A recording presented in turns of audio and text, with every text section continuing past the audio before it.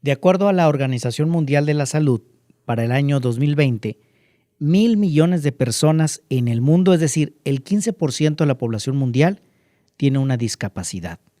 Si nos vamos al plano de México, la última encuesta de INEGI nos dice que el 4.9% de la población. Y a veces pensamos con respecto a este tema que se trata de una adversidad y podemos creer que es una adversidad que tiene que ver con el nacimiento. Pero la realidad es que también dentro de esta estadística, aunque no tengo el dato aquí en este momento preciso, pero la discapacidad no solamente es porque se nace con ella, también a lo largo de la vida por cuestiones de algún accidente, de alguna situación, incluso de la propia edad. México es un país que está envejeciendo y por lo tanto nuestras capacidades motrices, visuales, intelectuales van disminuyendo y es una cuestión de la naturaleza. Hoy nos damos cuenta que empieza a haber más sensibilidad, pero un poquito más, no la que quisiéramos. ¿Qué pasa cuando una persona llega a una situación y entonces lo comprende? No esperemos, desde ahora podemos trabajar en eso. Cuando a mí me dio el brote de esclerosis múltiple, cerca de un mes, debido a que tenía problemas en la movilidad, tuve que utilizar bastón. No podía sostenerme solo, entonces el bastón me ayudaba. Gradualmente fue algo, como parte del brote, fue cediendo y regresé a mi andar habitual sin la necesidad de un bastón. Pero debo decirles que en ese tiempo, en el que además combinaba mi vida entre Monterrey y la Ciudad de México, cruzar una calle era muy complicado. Y no me refiero solamente porque, como en algunas calles que te encuentras con banquetas que están más altas y luego te encuentras un poste en medio de la banqueta, sino porque además para cruzar una calle tenía uno que torear a los vehículos que aún con tu problema, aún con el bastón ahí evidente, prácticamente te aventaban el carro encima y uno sentía la frustración, lo recuerdo, de no poder avanzar, no me podía mover más rápido. Y si lo intentaba, corría el riesgo de caerme. Entonces, en esta situación, hay que ser sensibles con todos. Hay que apoyarnos y que no quede solamente en campañas y no quede solamente en pensar que, bueno, pues porque hacemos una rampa medio mal hecha, porque también esa es otra cuestión, las rampas para personas con discapacidad en sillas de ruedas o con bastón, pues tienen ciertas características y parámetros internacionales. No es nada más de decir, imagínate que haces una rampa que está completamente elevada, pues como una persona a subir por sí misma se va a ir para atrás al momento de intentar subir. La adversidad se puede presentar, pero tampoco esto significa que una persona con una discapacidad, por la razón que sea, no sea una persona productiva y que pueda dar mucho por la sociedad. Por eso, ante la adversidad, no te detengas. Hay que seguir adelante y hay que seguir apoyándonos para, como sociedad, ser más sensibles y que estos espacios sean espacios en los que todos podamos disfrutar, en los que todos podamos interactuar. Esto es Cuarto Piso, donde cuentan las historias.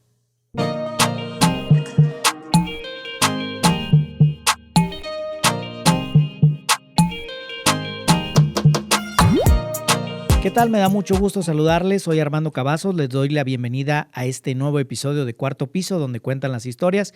Muchas gracias a mis compañeros César Coronado en la producción, David Martínez en la dirección. Estamos desde Base 3 Estudio, aquí en la ciudad de Monterrey. Les agradezco que nos siguen a través de las diferentes plataformas, tanto plataformas abiertas como plataformas de streaming.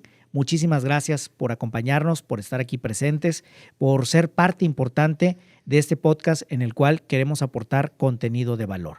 Y bueno, me da muchísimo gusto saludar en este episodio. Voy a presentarte con el nombre de pila, ¿sí? Teresita de Jesús Sauceda Tejeda, pero todos la conocemos cariñosamente, así más sencillo, Teresita Enríquez. Teresita Enríquez actualmente es coordinadora y embajadora de la Asociación Nacional de Voluntarios para la Rehabilitación Integral a Discapacidad Neuromotora, AC, que lo podemos resumir en Ambriden. AC. Mira, y eso que aquí lo apunté. Además, directora y productora de Enríquez Producciones, también muy metida en temas de comunicación, directora de radio y televisión por internet, reina del estado de Nuevo León. Ahorita nos vas a platicar de eso. Pues Teresita, me da mucho gusto que nos acompañes. Bienvenida. Muchas gracias, Armando, por el espacio. Y pues estoy muy contenta, muy feliz de estar aquí en Cuarto Piso.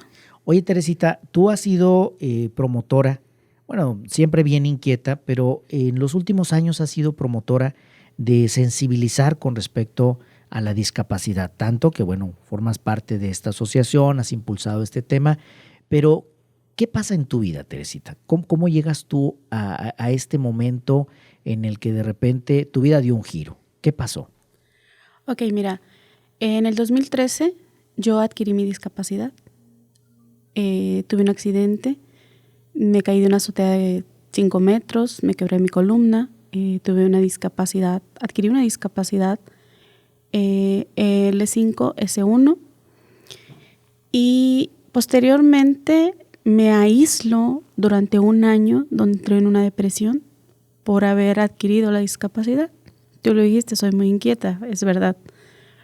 Y durante todo ese tiempo mi visión era totalmente diferente y tardé un año para darme cuenta que la vida tiene valor. Tú tenías 37 años. Tenía 33. 33 años, 33 en aquel entonces. Así es. Yo aquí soy malo para las matemáticas, ¿eh? Ya César ha de estar ahí tomando nota, por cierto. Teresita, cuando ocurre esto, pues a una edad en la que seguramente tú ni te lo imaginabas, ¿cómo cambia esta situación tu vida? En este año que tomaste, quizá no lo tomaste conscientemente, te aislaste, como dices, pero ¿cómo cambió tu vida? ¿Cómo es la Teresita de antes? La Teresita antes de este accidente. ¿Y cómo es la de ahora? Mira, la Teresita de antes es igual que a la de ahora, pero durante un año Teresita se perdió. Se perdió en la negación, se perdió en la depresión, se perdió en el aislamiento donde no quería salir. Mi vida dio un giro a 180 grados en una forma drástica, donde no tenía cabeza yo para pensar ni en mi familia, ni en mis hijos, ni en nadie. Simplemente decía, ¿por qué a mí? ¿Por qué me pasó esto? Estuve equivocada durante un año y cuando me doy cuenta, te quiero platicar, Armando, que cuando me doy cuenta de que estaba equivocada y tenía que volver a ser la misma que era antes, fue una ocasión que mi hija, desesperada, me empezó a morder las piernas y me gritaba desesperada, mamá, levántate, levántate de esa cama porque no te quiero ver así. Es ahí donde Teresita vuelve a retomar nuevamente el sentido a la vida. Es ahí donde Teresita vuelve nuevamente a decir basta ya con esto. Y realmente me perdí todo ese año de mi vida y ahora lo recuperé después de un año, lo recupero siendo la Teresita activa, valorando la vida. Pero también hay episodios que pasaron después de mi accidente que me hicieron valorar mucho más la vida y el sentido de ella. ¿Cuántos hijos tienes, Teresita? Tengo 4. 4 hijos. Así es. ¿Y cuántos años tenían al momento en que pasa esto? Mira, mi hija asumió la responsabilidad mía a los 13 años. Ahorita el mayor tiene 28 y ella tiene 22. Una edad en la que además, pero fíjate lo importante de la fortaleza de la familia, porque ellos estuvieron ahí. Sí, todo el tiempo. En ese momento. Ahora que si lo vemos en retrospectiva, Teresita, ¿cómo visualizas tú ese año en el que estuviste aislada? Podríamos hablar incluso de un desierto. Viviste tu desierto. ¿Fue necesario? Sí. Sí, fue tan necesario que incluso pensé en la muerte. Y era en la etapa más difícil de la adolescencia de mis hijos que me necesitaban más. Y estaba tan enfocada en lo que me había pasado que no me daba cuenta de que les estaba haciendo daño. Totalmente estaba en un desierto. Es muy interesante lo que comentas, enfocada. Es decir, nos enfocamos de repente en un problema, en una situación que claro, era un duelo lo que estabas viviendo, Teresita. Claro. Porque cambiaba, tu estilo de vida tenía que cambiar hacia adelante. No era fácil, tampoco es algo que estemos esperando. Y aunque podamos pensar que estamos preparados para una situación así, la realidad es que no. A mí me ha tocado, lo comentaba, lo de la esclerosis, me ha tocado asistir a cursos de sensibilidad, en donde parte de la dinámica es, pues te vendan los ojos, te amarran las manos, te ponen una silla de ruedas para que de alguna manera vivas la experiencia, pero la vives un ratito, un momentito durante el curso. Y entonces dices, bueno, a lo mejor estoy preparado, pero ya cuando lo vas a enfrentar o cuando lo enfrentas, pues no es sencillo.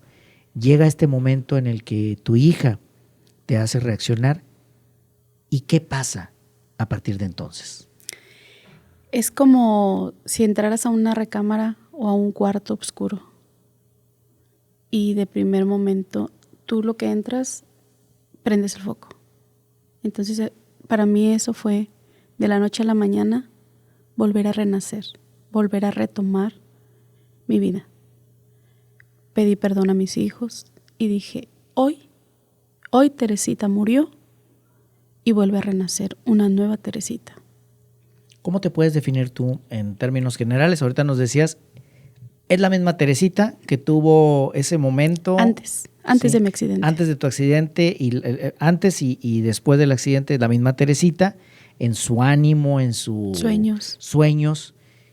¿Cómo eres? ¿Cómo te podrías describir a ti?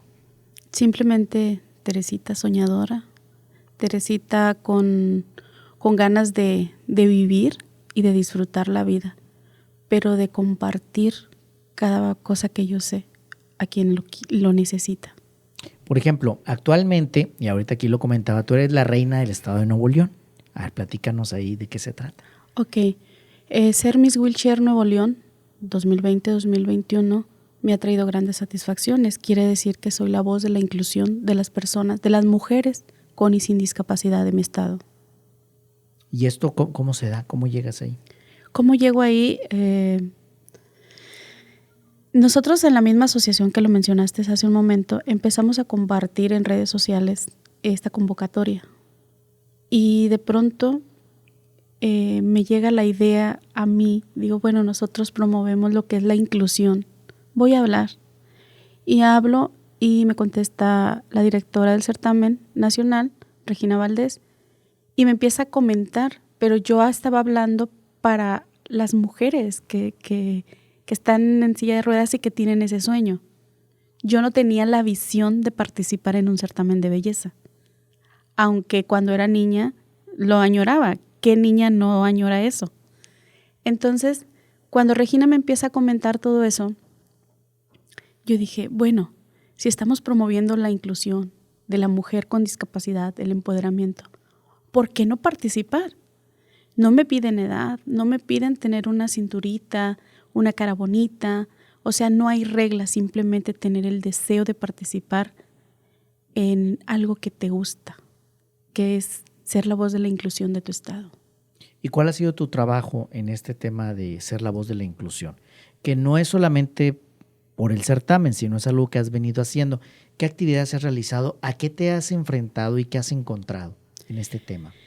Mira, ¿a qué me he enfrentado? A muchas cosas, entre la discriminación, de todo, pero también he tenido tantas satisfacciones en los lugares donde hemos estado, talleres, capacitaciones, empoderamiento a las mujeres, el ánimo de cambiarles. Ahorita estamos en una situación donde la pandemia nos trajo muchas cosas, pero también se llevó muchas de ellas. Se ha disparado el índice muy alto en nuestra sociedad, y no estoy hablando de Nuevo León, sino de muchos lugares, de la salud mental. Entonces, volver como a reinventarnos y volver a salir nuevamente, el empoderamiento, las capacitaciones, como te lo comenté, el salir y decir, si yo estoy en una silla de ruedas y puedo lograr muchas cosas, ¿por qué no hacerlo tú? ¿Qué es lo que te falta? ¿Qué te falta para hacerlo?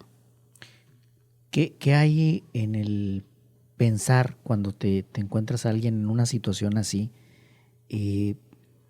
¿Cuál es el sentir de una persona que a lo mejor por todo lo que vivimos y porque además, pues yo lo decía, es una ciudad que hay que reconocer que los gobiernos han ido trabajando, por lo menos en el estado de Nuevo León, en el área metropolitana, han ido trabajando con algunos un poquito más, otros un poquito menos, han ido haciendo esfuerzos, pero hay calles que de plano, pues es complicado.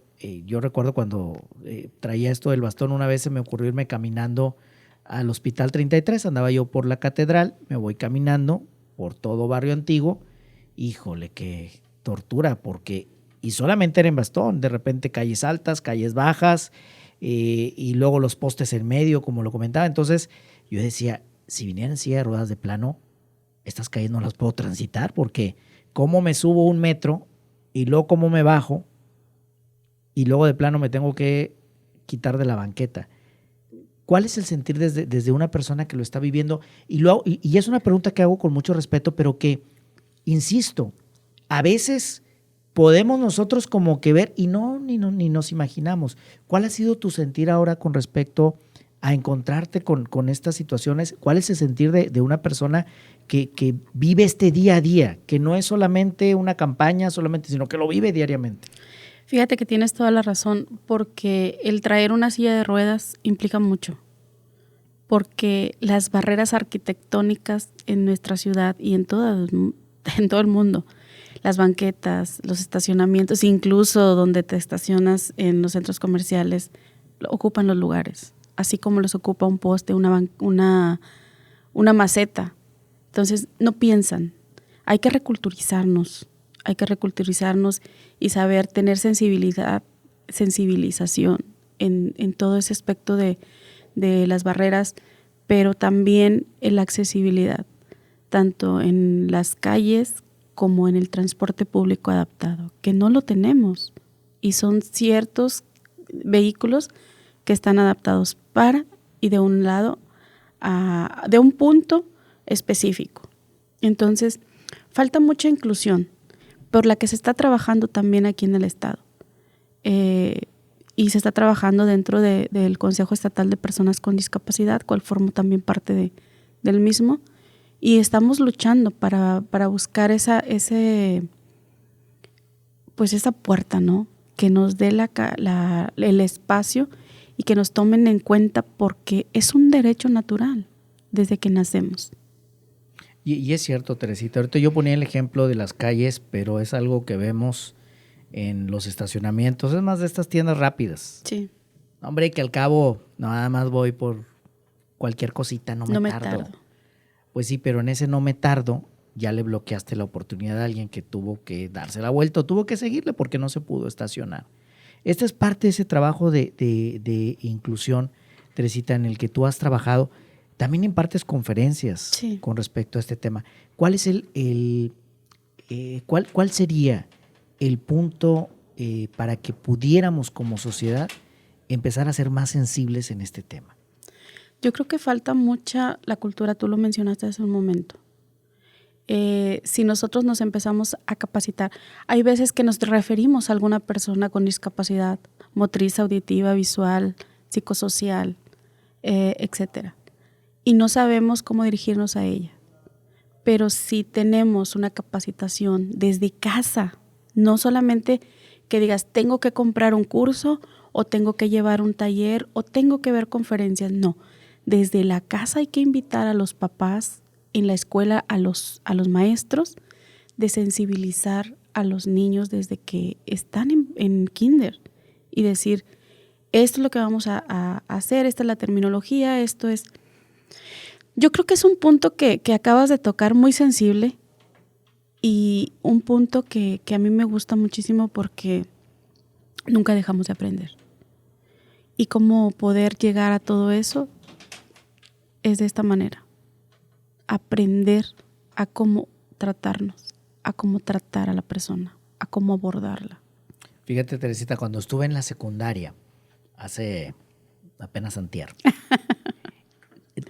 teníamos a un compañero que después falleció, César, Y César estuvo con nosotros primero, segundo y tercero, porque en la secundaria Reforma, que fue donde estuve, una secundaria muy famosa, en la secundaria Reforma pues no había cambios de grupos como en otras. Entonces, si empezabas en primero A, segundo A y tercero A.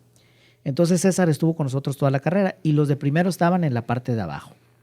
Los de segundo en el segundo piso, los de tercero en el tercer piso. Y a nosotros no se nos hizo la excepción. Fuimos cambiando de piso ahí en la secundaria. Y César nunca batalló, porque entre la raza le ayudábamos a subir y bajar. Y siempre tenía ese apoyo. César se sentaba adelante, tenía una banquita, pero entre todos lo bajábamos en el recreo y lo subíamos. ¿Sí? Bromeábamos mucho con él. Ándale, vamos, ya sabes cómo es uno a esa edad. Sí. Sí, ándale, César, ahora te vamos a aventar. Y le decíamos, ¿no? ¿Verdad? Pero bueno, César se reía, era parte de esa dinámica. Y ahorita que lo dices, hago reflexión porque realmente nosotros nunca hicimos ninguna distinción. Se convirtió en algo tan normal, tan cotidiano, ¿sí? Y a veces hasta nos peleábamos en un sentido positivo por quién le va a ayudar a César. Pero nunca le faltó quien le ayudara para subir y para bajar, porque en ese momento pues no era un tema que estuviera tan de auge, tan sensible en la sociedad en cuanto a la infraestructura, ¿sí? Seguramente hoy pues ya las instituciones tienen que empezar a pensar en esa situación, pero ahí está un ejemplo que ahorita recuerdo de cómo pues no hay ninguna diferencia, simplemente es entre todos entrarle al tema.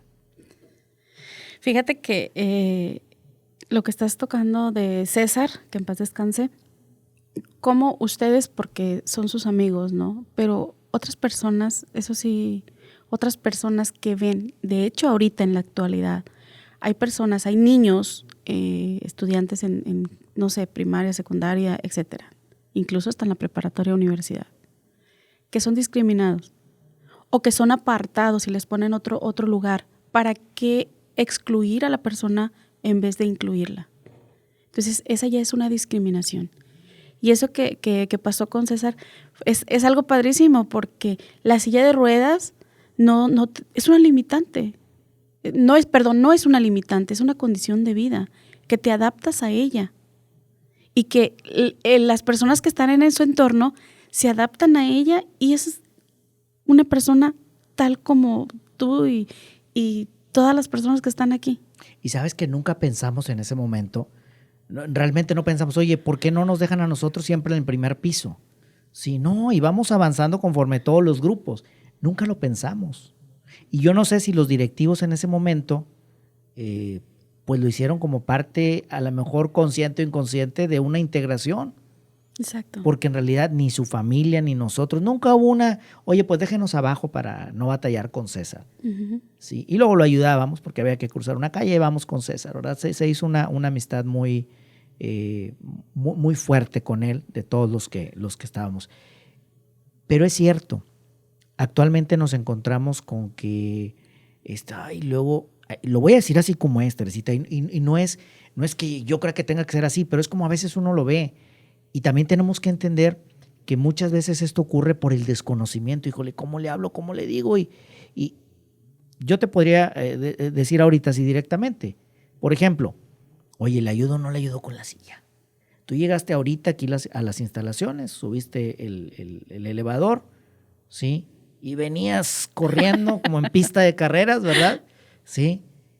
Entonces, a veces también nos puede costar preguntarle a alguien, oye, ¿te ayudo? Porque si se ofende.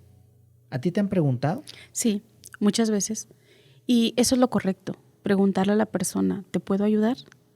¿Cómo te puedo ayudar? Saber abordarla es muy importante. Porque hay personas que tienen, tú lo sabes, Armando, que tienen lesiones totalmente diferentes. Y al decir diferente, es lesión cervical, lumbar o ya una lesión muy baja, ¿sí? Entonces, hay veces que las personas tienen llagas, hay veces que tienen que moverse con tabla de apoyo. Entonces, cada persona y cada, aunque sea la discapacidad motriz, hay que saber cómo poder moverlas. Entonces, es muy importante que se aborde a la persona y que le pregunte, ¿te puedo ayudar? Y si la persona te dice sí, ¿cómo te puedo ayudar? Sí, preguntarle, porque también podemos estar en el otro extremo. Un extremo es no preguntarle, porque nos da miedo preguntarle, y el otro extremo es, no, a fuerza yo le voy a mover la silla de ruedas. Sí. También está el otro extremo. Entonces, pero es parte de este proceso en el que tenemos que ir trabajando todos, y no es sencillo. No es sencillo. O sea, tampoco estamos diciendo, ni tampoco se trata de, es que los que son insensibles, poco a poquito, ahí vamos. Pero no hay que quitar el dedo del renglón. Eso. Teresita, una parte importante en tu vida, y tengo la seguridad que así es la fe. Sí. ¿Cómo te ha ayudado la fe en esta situación que tú viviste, en ese accidente, el desierto y el reiniciar? ¿Cómo te ha ayudado la fe? Cada día me fortalece más, porque desde que yo adquirí mi discapacidad, desde niña he tenido fe. Mi madre siempre me inculcó y me educó con esa fe, esa fortaleza. Entonces, cuando me pasa lo del accidente, que pasamos, como tú dices, con lo del desierto, ahí como que se apagó, no la fe, sino mis ganas de vivir, ¿no? Por el duelo, por la negación. Cuando salgo yo de eso, mi fe empieza a tomar como una luz más fuerte cada día. ¿Cómo sucede esto? De que jamás he reprochado, jamás he dicho, porque a mí, jamás he dicho, porque, o victimizarme yo, nunca. Al contrario, le doy gracias a Dios por cada día que amanece, cada día que respiro, y mi fe cada día es más fuerte. Entonces, esta última vez que estuve muy, muy grave, intubada, y pasé por muchas situaciones, pasé algo, Armando, que me morí. ¿Tuviste COVID? Después del COVID. Después del COVID. Después del COVID. El COVID me deja secuelas de angina microvascular. No pueden operar mi corazón. Es una enfermedad que daña las arterias más pequeñas, las más delgaditas del corazón. Me trombolicé. Tengo 3 coágulos en mi lado derecho por el catéter central, uno en el brazo y uno en el cerebro, que tampoco puede ser operado. Convulsioné casi 50 veces dentro de donde estuve en el hospital. Los médicos decían que yo tenía un índice de mortalidad muy fuerte, que se preparara la familia, y yo nunca perdí la fe. Y me acuerdo que cuando me iban a intubar, le dije a la doctora, haga lo que tenga que hacer. Dios está conmigo. Ahí mi fe fue cada día más y más y más. 4 días, perdón. ¿Hace cuánto fue esto? En mayo. En mayo. Ahorita nos encontramos en noviembre. Este episodio estamos en noviembre. Entonces es reciente esto que pasó. Es reciente. Y me bajaba el azúcar, yo soy diabética, me bajaba el azúcar a 70, 40 y yo convulsionaba. Estuve 4 días intubada en un coma inducido y me recupero, me trombolizo mi brazo y le dicen a mi esposo, no sabemos si ella recuerde, no sabemos si ella vuelve a ser la misma por el 3er infarto isquémico transitorio que tuvo. Y hay algo que te quiero contar porque cuando yo me extuban, que me quitan los tubos, yo no recuerdo, y por cierto hay una grabación de ello, que dice el doctor, que yo le dije, doctor, espérese, no me quite los tubos, déjeme tomo una foto para subirla a Facebook. O sea, ¿te das cuenta? Le preguntan a mi hija, oye, ¿con qué frecuencia tu mamá utiliza las redes sociales? Y ya mi hija le empezó a decir, y ese audio, lo tengo. Entonces me dice, en el audio dice el doctor, es la paciente más loca que me ha tocado. Entonces, dentro de todo eso, hasta me daba risa, ¿no? Ya después, porque yo no me acordaba. Salgo a las 2 semanas, el mero día del padre, el 20 de junio, a mí me vuelven a internar muy grave. Y ahí es donde te digo que convulsiono y me tuvieron como con 8 bombas. Era algo increíble. Y yo decía, Dios está conmigo. Hubo un momento que dudé, no de Dios ni de mi fe, de ver que los médicos se me quedaban viendo y decían, es que esto no es normal. Yo vomitaba negro. Entonces yo me despedí de mi familia. Fue algo doloroso. Me despedí de mi familia, de mi madre, de mis hijos. Mi hijo estaba en Estados Unidos y era como algo muy fuerte. Algo muy fuerte. Y entre uno de esos episodios, yo dije, Señor, que se haga tu voluntad y no la mía. Estoy preparada. Si es tu voluntad, aquí estoy. En uno de esos episodios, Armando, yo vi a mis tíos por parte de mi madre y vi a mi abuela, que ya están ellos en el cielo. Y me dicen, no tengas miedo, todo va a estar bien. Vi como un parque, no un parque, sino vi como si yo me veía caminando y mis tíos y mi abuela estaban ahí y era como césped, como flores, se veía el cielo, o sea, no era cosa como dicen, veo la luz, o sea, no, yo veía como un jardín. Entonces mi abuela me dice, todo va a estar bien, hija, todo va a estar bien. Y mis tíos me dicen, no tengas miedo. En ese momento, bueno, no sé si en ese momento, pero después va la doctora y me dice, Teresita, tienes una leucocitosis muy alta, me dio una bacteria en la pierna. Necesitamos ver porque, o sea, yo estaba muy mal. Y le digo a la doctora, todo va a estar bien.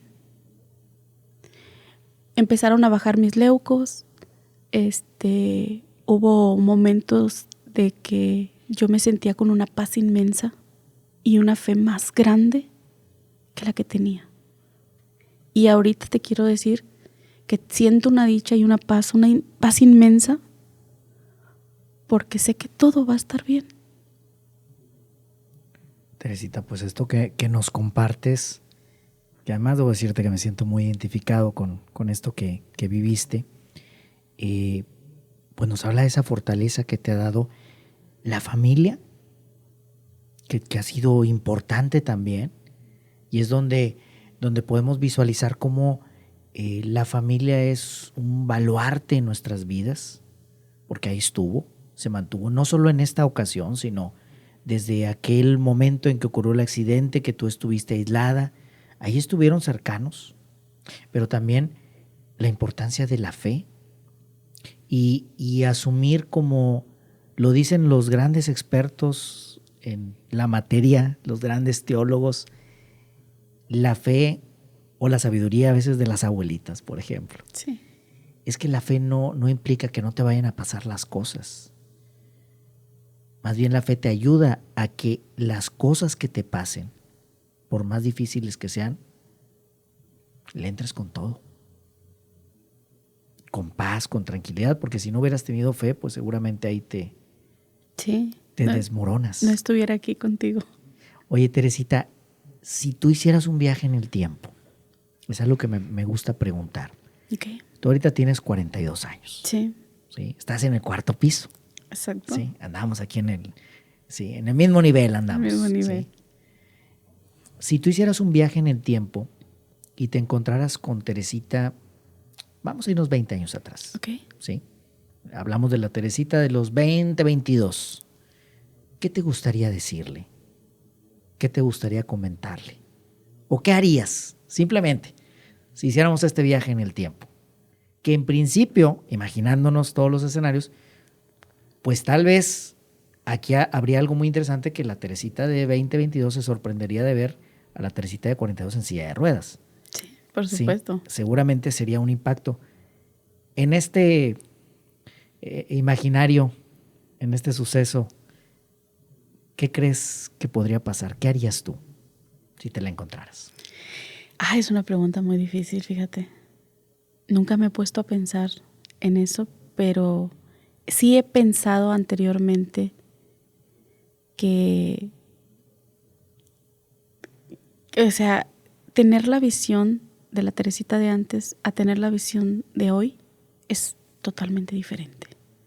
No es la misma visión de hace 20 años. Hace ese tiempo yo viví una etapa muy difícil, pero volvemos a lo del tema de la fe, nunca la perdí. Mi hijo, Mauricio, que tiene 28 años, gracias a Dios, a los 3 años fue diagnosticado con un carcinoma odontogénico y me le daban 24 horas de vida. Y la verdad, recuerdo a aquella Teresita que corría por todos los pasillos buscando, pidiendo. Llegué a pedir dinero, para las medicinas de mi hijo, me veía totalmente diferente. Vi la necesidad desde hace mucho tiempo de las personas porque la viví en carne propia. Vivía en el rancho, en García. No había luz, no había agua. Me veía con mis hijos. Y le diría a esa Teresita que estaba en el rancho, que un día su hijo sangraba y eran sábanas de sangre las que tenía y no había cómo llevarlo al hospital. Le diría, todo va a estar bien. Todo va a estar bien, Teresita. Todo está bien. Y esos momentos difíciles, esos momentos también alegres, porque seguramente pues también hay muchos momentos alegres, creo que nos permiten ese reencuentro. Yo lo decía en un episodio, ese reencuentro de reconciliación con uno mismo. En un balance, ¿cómo ha sido la historia de tu vida?